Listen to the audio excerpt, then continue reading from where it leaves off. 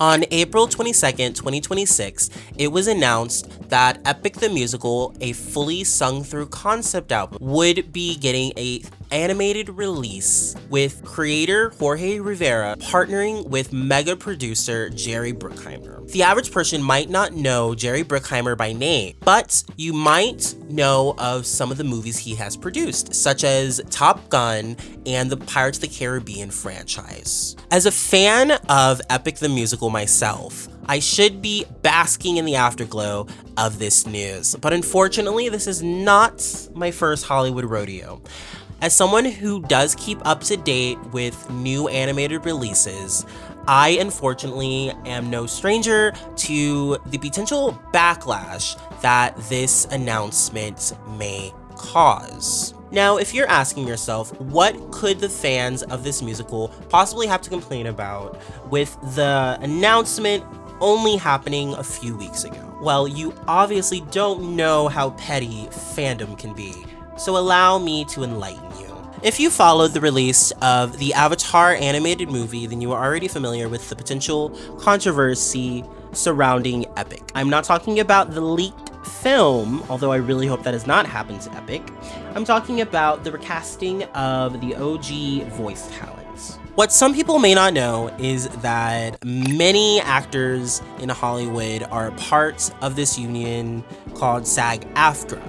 What this means is that studios who have contracts with this union must employ a majority of its members. So, if you are not part of the union, you are not eligible to be casted in many Hollywood films. I did a little research into the cast of Epic the Musical to see who was a part of the SAG-AFTRA union. Now, I didn't get any definite answers, but the only 3 cast members that I could find that could potentially be a part of this union and could be cast in the animated film are Tegan Early, Troy Doherty, and Brandon McInnes. Respectively, they were the voices of Athena, Hermes, and Apollo. Now, only 3 out of the entire cast would be eligible to be casted in the animated film.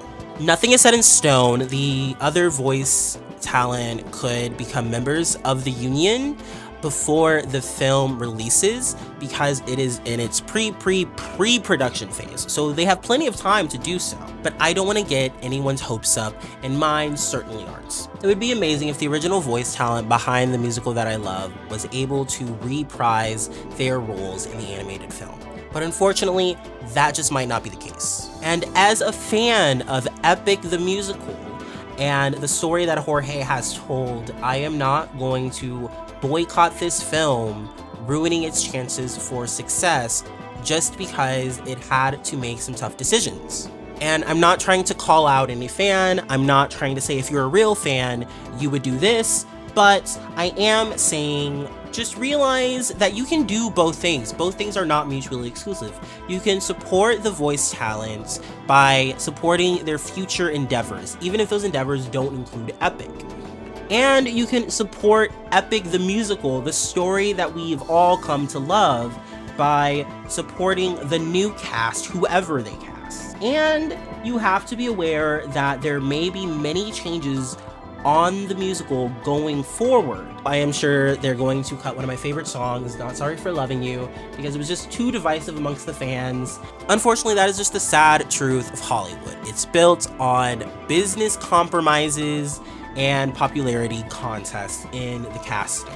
I am sure they're going to cast talented actors to play these roles, but don't be surprised if we do get a little bit of stunt casting like Ariana Grande or Lady Gaga. Although I would not be complaining if either one of those was cast in this musical. I'm sure that they are going to cast a ton of unknowns because this is a very large scale musical. There's a lot of characters in this musical, so they have plenty of room to play. So I do think that the end product will be something that the producers, the businessmen behind Epic, will be happy with. And I do think that we as fans will also be ecstatic by whoever they cast.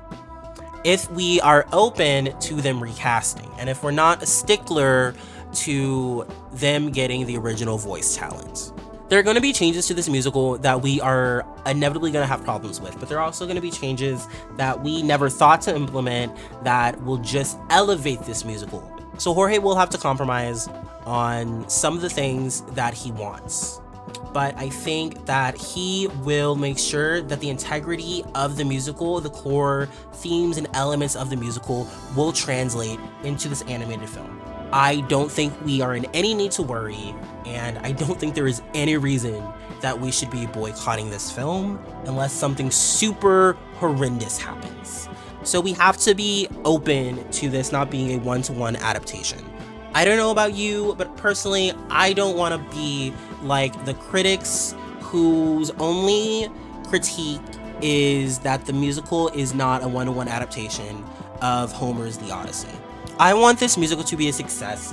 I want this musical to reach audiences that it never would have if it wasn't going to get an animated release. Rather than dwelling on the things that we might not like about this animated film that has not even been released yet, that hasn't even been casted yet, it's in the pre-production phase, I think we need to get excited for the potential accolades that Epic will get. Now that it's getting an animated release, it's going to be eligible for awards. How amazing would it be for Epic to win an Oscar? That is in the cards for us. That's exciting. Get excited.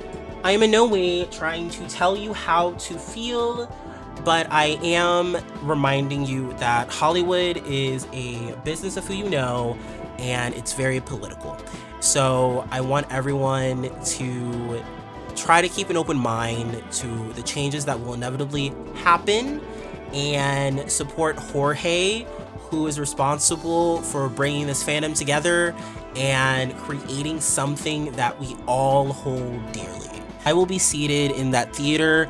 I will have that streaming service queued up. I will be there day one to support Jorge and to enjoy this story being told in animation. Thank you for listening to my response video about Backlash that hasn't even happened yet, but is brewing.